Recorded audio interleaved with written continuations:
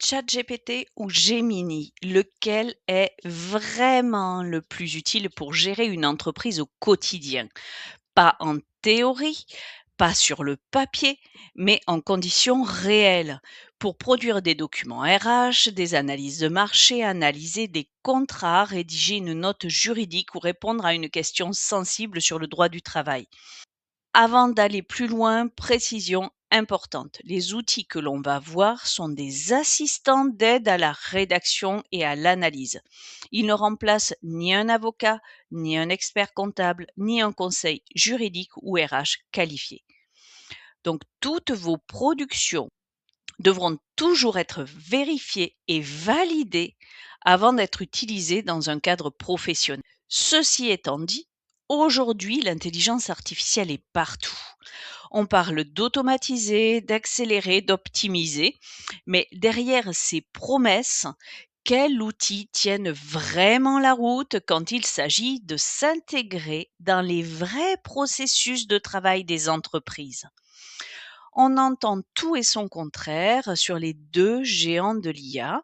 ChatGPT d'un côté, développé par OpenAI et soutenu par Microsoft, réputé pour sa puissance conversationnelle et sa flexibilité, et Gemini de l'autre, donc l'alternative de Google, le grand concurrent de Microsoft, qui profite d'une intégration poussée avec l'environnement Workspace et une logique documentaire très avancée.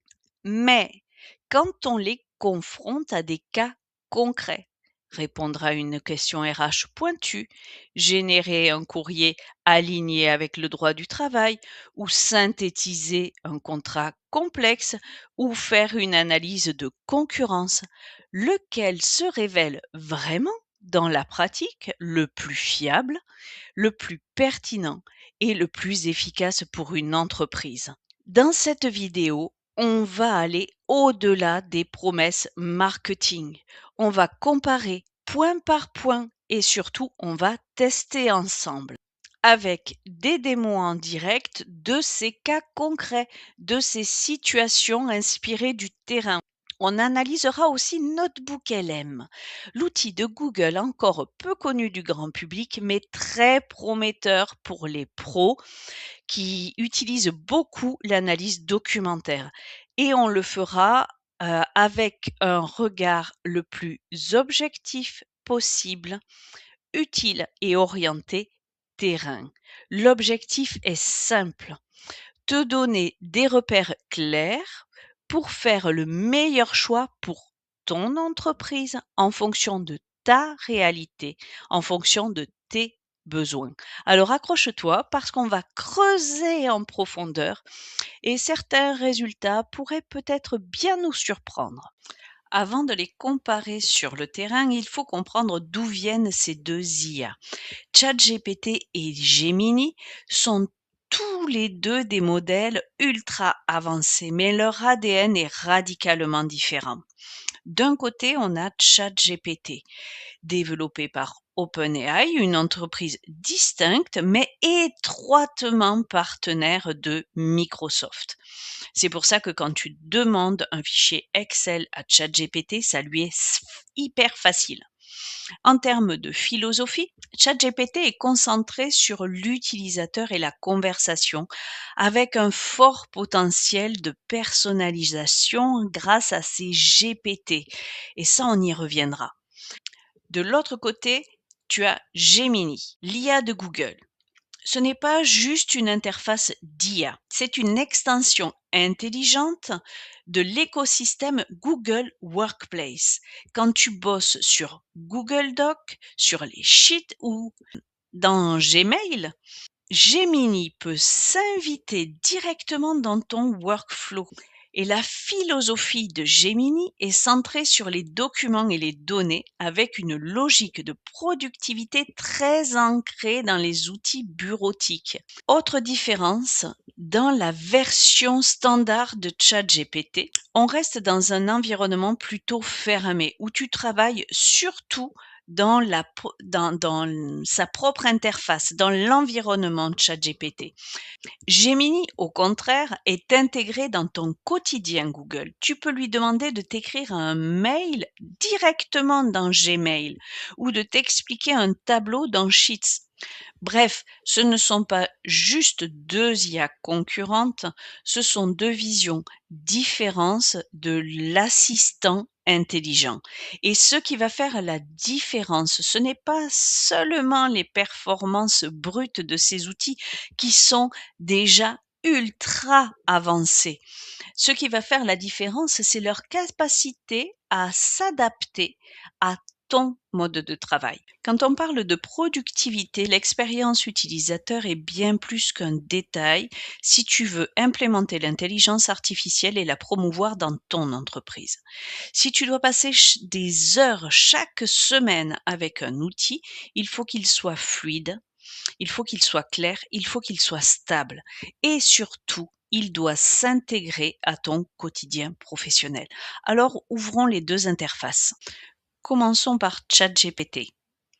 L'interface est claire, on est habitué maintenant. Vous avez une fenêtre de dialogue au milieu qui vous permet de poser une question et un certain nombre d'options très intéressantes. Je peux retrouver très facilement mes conversations ici. Je peux créer des projets. Ici, je me suis créé un assistant de facturation pour accélérer mon traitement des factures fournisseurs. Je l'ai éduqué pour ça. Et vous avez les custom GPT. Et alors ça, c'est très puissant. Ça vous permet d'aller chercher des experts d'un sujet. Par exemple, ici, si je tape assistant RH, je vais avoir tout un tas de GPT qui vont me permettre d'aller plus loin dans ce domaine. Si j'écris assistant analyse de marché, ça va être la même chose. Il est en train de me chercher des analystes de marché. Voilà. Et je vais pouvoir comme ça aller me chercher des experts. Après, on ne sait pas trop ce qu'il y a derrière. Donc le mieux, si on décide de partir sur ChatGPT, c'est d'apprendre à créer ses propres GPT. Quelque autre fonctionnalité que je voulais vous montrer, je repasse sur une nouvelle conversation. C'est ici le mode démarrer une conversation de groupe, c'est-à-dire que vous pouvez inviter des personnes à collaborer sur une discussion particulière. Ça, c'est très, très intéressant quand on est dans son entreprise et qu'on veut brainstormer, par exemple, sur une campagne marketing. Et enfin, activer le chat éphémère, c'est là en haut à droite. C'est très, très bien quand vous voulez traiter d'un dossier confidentiel, vous voulez parler d'un contrat particulier et ne pas garder ça dans la mémoire de ChatGPT, utilisez la fonction activer le chat éphémère. La discussion disparaîtra de votre historique de discussion de ChatGPT. Passons à Gemini. L'interface est claire aussi.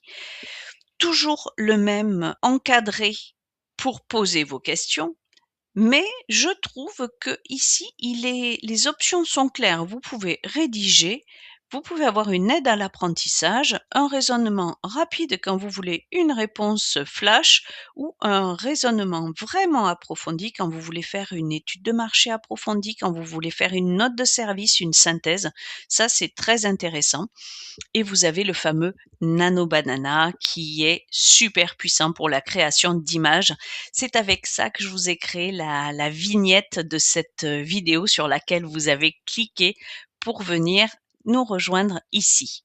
Quelques options intéressantes. Ici, vous avez les gems. Alors, je trouve que c'est pas encore très développé. Vous pouvez créer votre nouveau gem.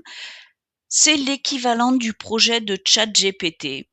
C'est pas mal du tout. Je pense que au fur et à mesure, Google va vraiment miser là-dessus pour très directement concurrencer les custom GPT et ce sera une bonne chose pour nous. La vraie valeur d'une IA, ce n'est pas juste de répondre vite. Qu'elle soit puissante, finalement, on s'en fiche. Qu'elle gère 100 milliards de millions de tokens ou je ne sais trop quoi, c'est pas notre problème. C'est notre souci, c'est d'avoir une IA qui comprenne en profondeur ce qu'on lui demande. Et dans un cadre professionnel, c'est vraiment critique, surtout en tant que chef d'entreprise, DRH ou dans un domaine juridique. Chaque mot peut avoir des conséquences. Donc, il nous faut quand même un minimum de conseils pertinents. Je le répète, ça remplace pas un professionnel de la question, mais ça va nous aider à avoir les bonnes réactions, les bons réflexes, à appeler les bonnes personnes à la rescousse si on a besoin d'aide. Donc, pour ce test, on va poser aux 2 IA, exactement les mêmes questions et on va utiliser des questions que, des dirigeants, RH, des juristes, des personnes dans l'entreprise, des questions qu'elles pourraient se poser au quotidien. Passons à la démo. Comme je l'ai dit, on va poser la même question à ChatGPT et Gemini. La question est: en tant que responsable juridique RH, vous vous souvenez, je lui donne un rôle. Je veux que tu m'aides à gérer la situation d'un salarié qui refuse de signer son avenant à son contrat. Je lui donne une mission et le contexte, c'est que je cherche quelles sont les ressources possibles pour l'employeur. On va lancer la demande. On voit que c'est assez structuré. Un ave un avenant ne peut jamais être imposé aux salariés. Identifier la nature de la modification. Je vous laisse regarder. En tout cas, c'est structuré. Il y a des cas particuliers. Il y a des alertes sur ce que je ne dois surtout pas faire en tant qu'employeur. Les bonnes pratiques RH et une synthèse rapide pour avoir une action. J'aime bien ça, la synthèse rapide, la table mentale pour avoir une action qui quand même, est pas mal, et ensuite il me propose d'aller un peu plus loin. Je vais poser la même question à Gemini et on va voir ce qu'il me dit. Donc il a quand même une analyse du problème. Ça me semble un peu plus long, mais ce n'est pas forcément une mauvaise nouvelle. Il me rappelle le contexte que je lui ai donné. Alors, c'est un exercice délicat qui repose entièrement sur la qualification juridique. Bien, pour déterminer vos recours, nous devons d'abord identifier si la modification touche un élément essentiel ou s'il s'agit d'un simple changement. Distinction préalable, donc la fameuse nature de la modification. Il me donne des cas, s'il s'agit d'un simple changement, une note juridique. S'il s'agit d'une modification essentielle, option 2, tableau de synthèse, ça c'est pas mal. Nature de la modification, droit de refus du salarié, non. Oui, non pour les changements des conditions. Conséquence du refus, une faute ou une insubordination, sanction disciplinaire ou licenciement pour faute. J'aimerais bien avoir l'avis d'un expert RH là-dessus. Les recommandations immédiates, vérifier la clause de mobilité si le refus concerne le lieu de travail, formaliser. Je le trouve quand même un peu plus général. En tout cas, moi, une réponse comme ça ne me donne pas assez d'éléments pour me permettre de me projeter dans une action. Ça va pas me permettre, moi, d'agir. Je vais bien entendu me faire aider par un expert de ces questions-là, mais je trouve que, pour le coup, ChatGPT me donne des informations un peu plus actionnables. Sur ce premier test, ChatGPT semble me donner des indications qui semblent être plus actionnables, plus facilement compréhensibles par un chef d'entreprise dans le cas de sa gestion quotidienne. Mais attention, aucune IA ne remplace un avocat ou un juriste expérimenté. Ces outils restent des aides à la compréhension et à la rédaction. Toute décision engageante doit être validée par un professionnel qualifié, surtout lorsqu'il s'agit de droit du travail ou de contentieux potentiels. Passons maintenant à un usage clé dans les métiers de direction de l'entreprise, la production de documents.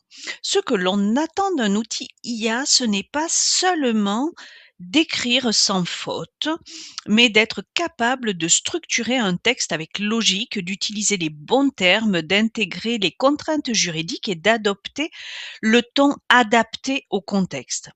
Pour ce test, je vais demander à nos 2 IA de rédiger une lettre annonçant la fermeture de l'entreprise entre Noël et Nouvel An. Je partage mon écran et on fait le test. Alors, j'ai mis le prompt dans ChatGPT, je vous le résume. En tant que DRH, je veux qu'il m'aide à rédiger une note interne pour tous mes salariés de manière à annoncer la fermeture de l'entreprise entre Noël et Nouvel An. Je veux savoir quelles sont les étapes préalables que je dois respecter, quelles sont mes obligations, je veux savoir si c'est légal. Je lui demande de me préparer cette fermeture pour qu'elle soit légale, bien organisée, pour laisser le temps à chacun d'adapter son agenda personnel et qu'elle soit bien accueillie. Je souhaite pouvoir être ferme en restant dans la légalité, je répète encore, avec des personnes qui ne seraient pas satisfaites. Mon idée est de retirer ces jours sur leur congé annuel en leur imposant ces dates de fermeture et je lui donne encore un contexte sur mon entreprise. Je suis une entreprise dans le secteur du bâtiment avec 10 salariés sur le terrain et 2 salariés dans l'administration et le développement commercial. Je vais lui poser la question et on va voir ce qu'il me propose. Alors, qu'est-ce qu'il me dit? Oui, c'est légal, y compris en imposant la prise de congé payé sous conditions strictes. Le principe général, les conditions obligatoires, le délai de prévenance, minimum 1 mois avant la fermeture, les informations consultation du CSE, obligatoire à partir de 11 salariés, tu en as 12, donc il l'a bien remis dans mon contexte. Les jours de fermeture peuvent être imputés sur les congés payés acquis ou sur les RTT, récupération si prévu. Tu ne peux pas imposer des congés sans solde, sauf accord écrit du salarié. Cas des salariés n'ayant pas assez de congés, donc il va aller un peu plus loin que ce que j'ai demandé, il va me chercher les clés, les spécificités de mon domaine d'activité. Ensuite, les étapes que je dois suivre. De nouveau, c'est assez structuré. Comment rester ferme, tout en restant légal. Et la note interne. Bonjour à toutes et tous. Comme chaque année, afin d'organiser l'activité de l'entreprise dans des bonnes conditions, nous vous informons que l'entreprise sera fermée du au à l'occasion des fêtes de fin d'année. Durant cette période, l'ensemble des activités, chantiers administratifs et commerciales sera interrompu. Cette fermeture donnera lieu à une prise de X jours de congés payés qui seront déduits des droits acquis conformément à la réglementation en vigueur et aux usages du secteur du bâtiment. Nous vous invitons dès à présent à anticiper l'organisation de vos agendas personnels. Pour les salariés qui ne disposeraient pas d'un solde de congé suffisant à cette date, des solutions pourraient être étudiées individuellement.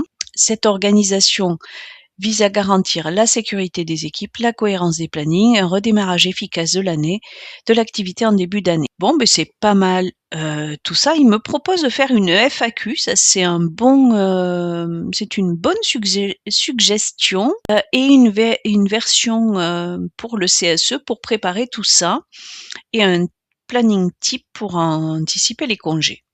Alors, c'est pas mal du tout. On va demander exactement la même chose maintenant. Je suis passée sur Gemini. On lance la requête côté Gemini et on va voir ce que ça nous donne. Il est assez long aussi, mais c'est normal. ChatGPT avait pris son temps. Je doute que Gemini soit super long. Voilà. Alors, est-ce légal? Et quels sont alors oui, c'est tout à fait légal. Il faut consulter le CSE. Les délais de prévenance, c'est un point critique. La règle, le secteur du bâtiment vérifie la convention collective locale ou nationale. Souvent, la période de congé doit être portée à connaissance 2 mois avant. Mais l'ordre des départs ici, fermeture est fixé à 1 mois. Alerte si tu comptes fermer pour ce Noël dans quelques semaines. Il a pris en compte la date du jour là. Donc il me dit que je suis un peu à la bourre concernant l'organisation. C'est plutôt pas mal. Il me donne une note interne aussi. Dans le cadre de l'organisation de notre activité pour la fin d'année et compte tenu du ralentissement habituel du secteur du bâtiment ainsi que de la fermeture de la plupart de nos fournisseurs durant cette période, la direction a décidé de procéder à la fermeture annuelle de l'entreprise. Cette pause est également l'occasion pour chacun de profiter de moments en famille et de repos bien mérités après une année intense sur vos chantiers et au bureau. Moi, je trouve que l'introduction là est vraiment très bien. Il me donne les dates de fermeture, les modalités de gestion des congés. Hop, pour les salariés disposant d'un solde suffisant, pour les salariés n'ayant pas acquis la totalité des nécessaires nous vous invitons à vous rapprocher de la direction pour étudier la possibilité de congés par anticipation, de congés sans solde. Permanence et urgence, aucune activité n'aura lieu sur les chantiers durant cette période pour des raisons de sécurité et de logistique. Alors, si applicable, il propose une astreinte téléphonique qui me le met entre crochets, ça veut dire que c'est à moi de choisir. Nous vous remercions de prendre vos dispositions pour organiser vos agendas personnels en conséquence et il souhaite d'excellentes fêtes de fin d'année. Je trouve la lettre vraiment beaucoup mieux côté Gemini et il me donne des conseils en me donnant l'argument de la sécurité, de l'équité, réponse légale aux récalcitrants. Prochaine étape pour toi, voilà, il me propose d'aller voir la convention collective du bâtiment. Je vous laisserai mettre sur pause et regarder ça en détail. Je trouve que la lettre est mieux, mais franchement, comme dans le cas précédent, finalement, le plan d'action donné par ChatGPT, moi, je le trouve beaucoup plus clair. Alors là, je prendrais plutôt le plan d'action de ChatGPT, la lettre potentiellement plutôt de Google Gemini. On est dans un test, donc bien entendu qu'on ne garderait pas cette première version, ni dans un cas ni dans l'autre, on irait un peu plus loin. Et ici, vous savez que je ne travaille jamais, moi, avec une seule IA. Franchement, je prendrais tout ça, toute la partie légale et j'irai la faire challenger par Perplexity.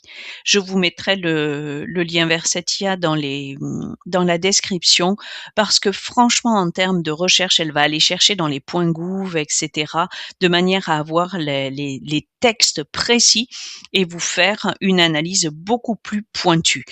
Je le rappelle, ça ne vous empêchera pas de faire appel à votre spécialiste RH interne ou externe à votre entreprise, mais ça vous permettra, si vous faites cet exercice dès le mois d'octobre, de vraiment anticiper tout ça et de savoir ce que vous pouvez faire, pas faire, voilà, d'arriver avec des idées un peu plus éclairées sur la question que si vous y alliez en mettant un post-it sur le coin du bureau de votre RH externalisé en disant la boîte sera fermée entre Noël et Nouvel An sans avoir rien anticipé. Vraiment là, on a des outils qui peuvent nous aider à la fois dans notre prise de décision et à la fois dans notre capacité à rédiger. Ma conclusion pour cette troisième partie du test est que pour tout ce qui touche à la rédaction de documents de direction d'entreprise, de documents RH ou juridiques, ChatGPT s'avère, à mon avis, plus structurant et plus directement opérationnel, comme brouillon avancé. Gemini reste utile pour générer des ébauches et des contenus simples, mais il est assez générique et il montre ses limites dès que on veut une précision dans les plans d'action. En revanche, la mise en contexte était vraiment mieux dans Gemini. Je répète que moi, pour vérifier la partie juridique des textes, etc., j'aurais fait vérifier par Perplexity. Dans tous les cas, ces documents doivent être systématiquement relus, bien sûr, et adaptés et validés par un professionnel de la question envoi-envoi. C'est là que je vais dégainer un des outils qui me semblent les plus intéressants dans l'écosystème Google. Parmi tous les les outils autour de Gemini, il y en a un que peu de gens connaissent, mais qui pourrait être un vrai game changer pour les professionnels qui utilisent énormément d'analyse de documents. Il s'agit de Notebook LM. Notebook LM, c'est un outil à part. Là où la plupart des IA répondent à ce que tu écris dans une bulle de chat, Notebook LM te permet de travailler directement à partir de tes propres documents. Tu charges un ensemble de fichiers, des PDF, des Google Docs, des notes, des articles de loi, des analyses stratégiques et même des vidéos YouTube potentiellement directement à l'intérieur de ce corpus. Il va pas chercher ailleurs, il va vraiment s'attacher à questionner les documents que tu lui as donnés. C'est une approche très différente. Ici, tu n'as pas de prompt à rallonge ou de copier-coller interminable. L'IA travaille à partir de tes sources, celles que tu as choisies toi-même, et indique d'où viennent ces réponses. C'est une fonction vraiment précieuse quand tu dois baser tes décisions sur des informations sensibles ou des informations qui doivent être vérifiables et cloisonnées à ce que tu as décidé comme étant les sources fiables de la question. Je te montre ça dans un instant. Passons à la partie démonstration. Comme je vous l'ai dit, pour mon entreprise, je repartirai aux sources. J'essaierai de récupérer les documents légaux. Donc, j'ai posé la même question à Perplexity, qui, elle, va me faire effectivement sa propre analyse en me donnant des sources intéressantes pour aller un peu plus loin. Mais ce que je lui ai demandé ensuite, c'est vraiment de me donner les sources officielles. Donc, Perplexity est allé me chercher les chapitres du Code du travail, des portails officiels des entreprises et des textes officiels du BTP. Je vous rappelle que dans l'exemple, je nous mettais dans un contexte du BTP. Donc, j'ai récupéré l'intégralité de ces sources sous format PDF. Et ce que je vais faire, c'est que je vais aller dans Notebook LM et je vais créer un nouveau notebook. Donc un notebook, c'est comme un dossier. Je clique sur plus et je vais pouvoir aller chercher, je vais importer des fichiers, je vais aller chercher sur mon disque dur les articles que j'ai récupérés sur le sujet. Ici, j'ai tous les articles. Voilà, ils sont chargés. Hop, j'ai un problème sur celui-ci. Donc, il faudrait que je le recharge. Mais dans le cadre de notre exemple, ce n'est pas un souci pour avancer. Et je vais pouvoir interagir avec ces sources. Je vais lui demander quelles sont mes obligations légales si je veux fermer mon entreprise entre Noël et Nouvel An cette année. Et en fait, ça va me permettre de poser des questions exclusivement à ces documents qui sont des documents officiels. Et là, il me permet vraiment d'interagir dans un contexte très sécurisé. Je ne vais pas chercher sur le web, je vais chercher uniquement dans les documents officiels et l'IA n'hallucine pas. Alors l'interface peut sembler au premier abord un peu plus compliquée, mais franchement, après, c'est très très simple d'usage.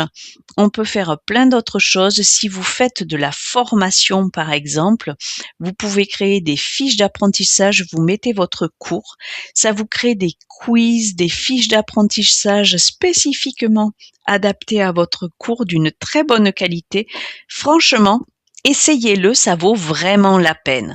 Je ferme cette petite parenthèse notebook, mais qui n'est pas vraiment une petite parenthèse parce que je pense que je viens de vous partager ici une très belle pépite. Passons à un nouvel axe de comparaison. Une IA n'est vraiment utile que si elle s'adapte à toi, à ton contexte, à ton métier, à ta manière de travailler, à tes outils.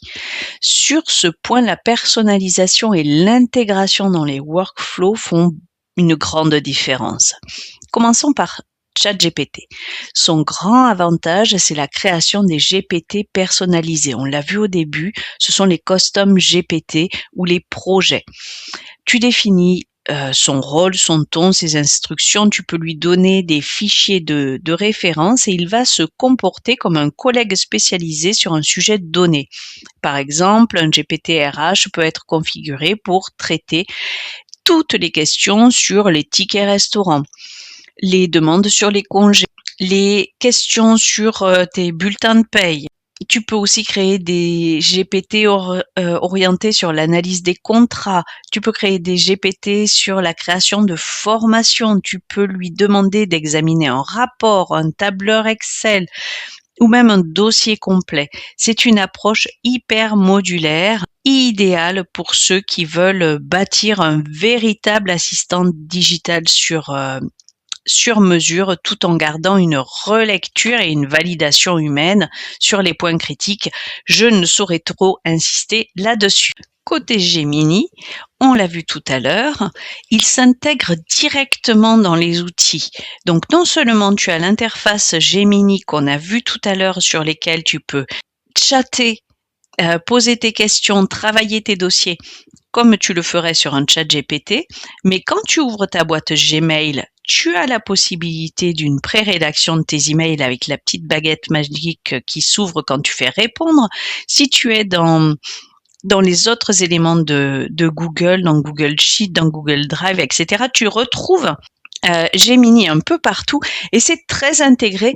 Ça, c'est vraiment intéressant, mais je trouve que le top du top encore, c'est les connecteurs que tu trouves dans ChatGPT qui transforment ton assistant IA en agent IA, c'est-à-dire qu'il va pouvoir faire des choses. Je te mettrai tout à l'heure une petite vidéo où je te montre comment faire un agent IA pour gérer tes factures fournisseurs. J'ai copié le mien, vraiment, je vous montre comment faire.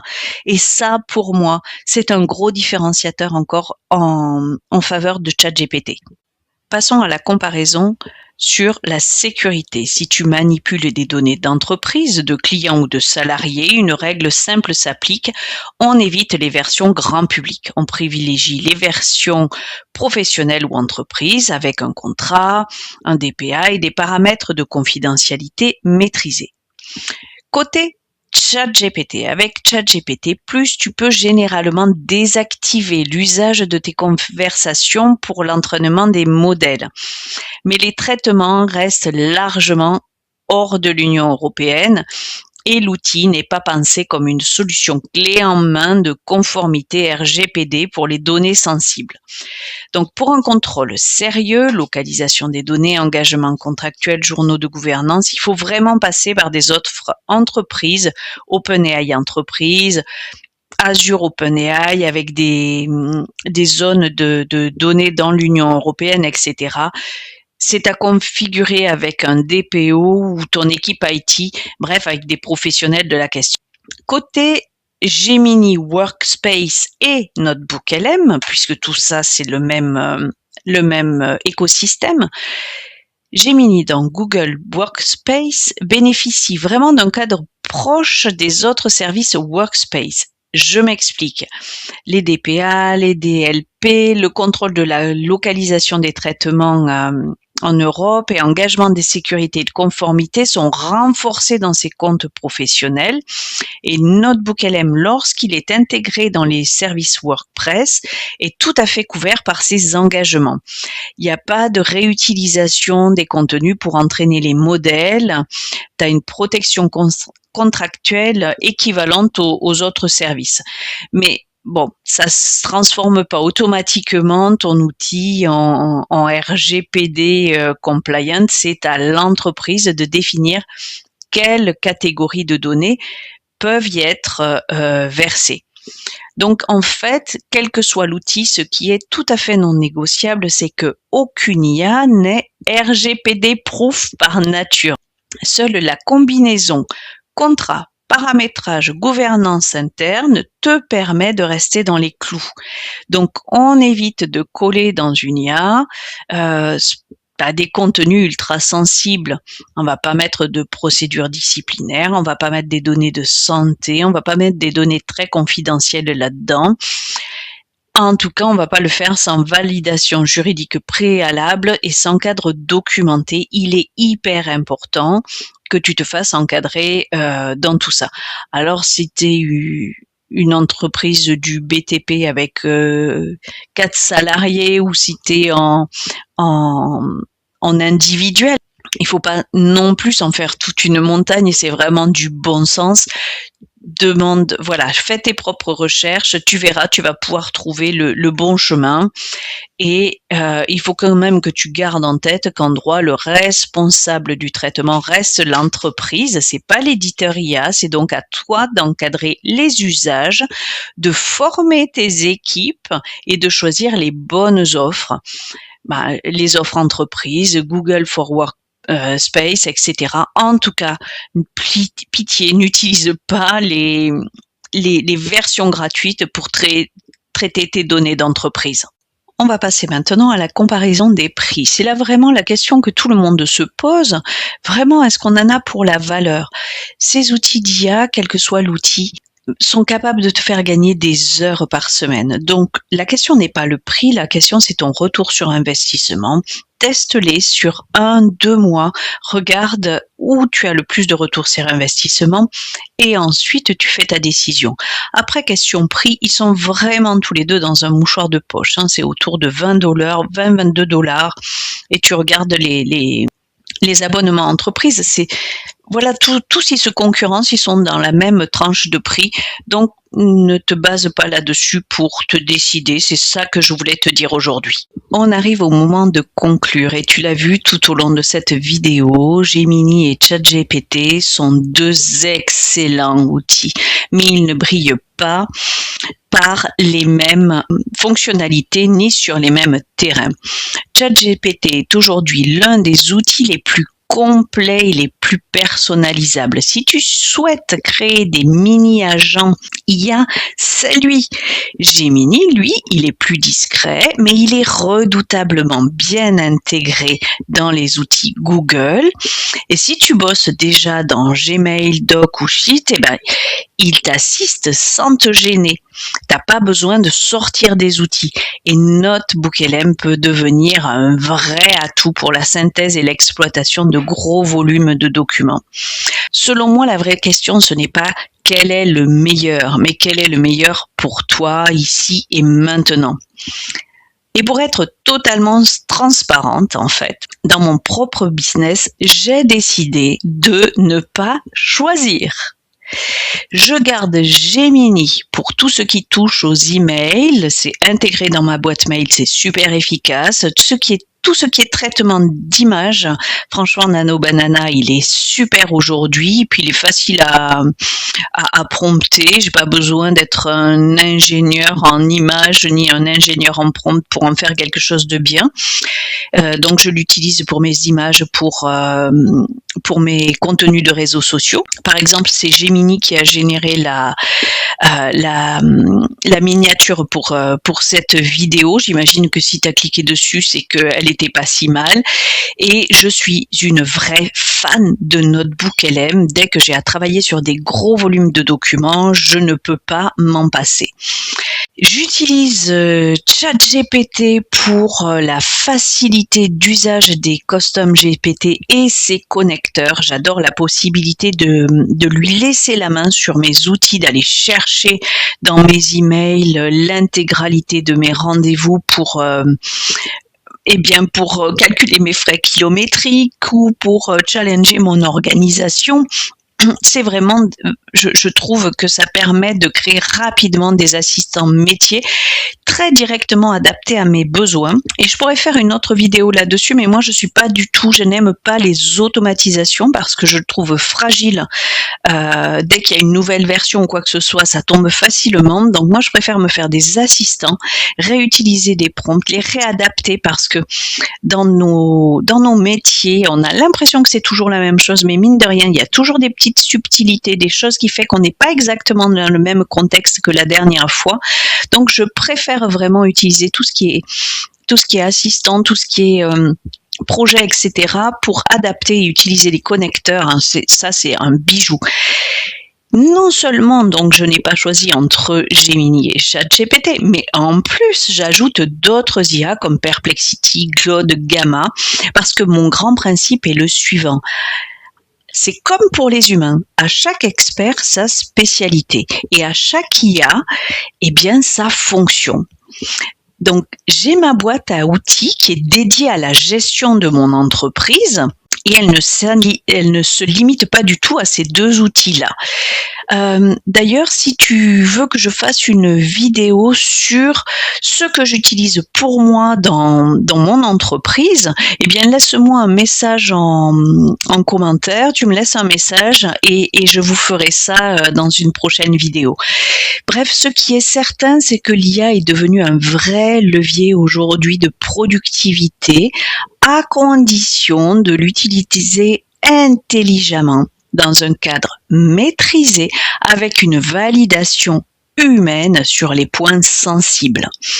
Si tu veux aller plus loin, abonne-toi, active la cloche, like si tu as appris quelque chose et surtout, teste, challenge et choisis ce qui marche vraiment pour toi.